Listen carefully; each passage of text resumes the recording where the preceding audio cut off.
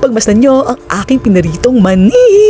So tara, hugasan na natin. And then, pakuluan natin ng 15 to 20 minutes. Depende sa trip mong lambot ha, huwag naman too much. Kasi diba, too much love can kill you. Ha ha ha, kaloka, naipasok ko pa yun. Pero alam mo ba kung bakit ako biglang napaprito ng mani? Paborito ko kasi to eh. Dati kasi bumibili lang ako dyan sa tabi-tabi, tagba-20. Na-turn off lang ako bigla. Nung last time na bumili ako ng mani is may kasamang tinga ni Mano. As in, nakita kong tumasik yung tinga niya doon sa binibili kong mani. O ikaw ba kakainin mo pa? Hindi naman sa kartehan no, pero what you don't do won't hurt you, diba? So ayun, pinakain ko kay Daddy James. Joke lang. O teka lang, nasusundan nyo ba yung niluluto ko? Basta ako, nagkukwento lang ako dito ah. Bahala ka kung pinapanood mo o hindi. Eh sa napapasarap yung kwento ko eh. Kaya ayun, magmula nun hindi na ako bumili. Tiyaga na lang ako magluto. Ang sarap kaya kainin nung alam mong malinis dahil alam mong ikaw ang nagluto. Maarte na akong maarte. Pero maarte talaga eh. Tapos, makukuha mo pa yung timplang gusto mo.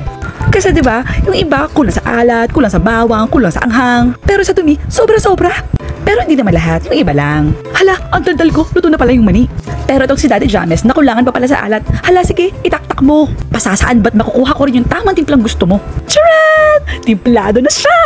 Tara na mag-movie marathon. Kahit magdamagan na pa tayo dito, hindi tayo maubusan ng kutkutin. Gusto mo rin ba ng mani? Magluto ka! Eh paano nga kasi, di ba? Dali-dali lang eh. Or gusto mo, bili ka doon sa tabi, 20.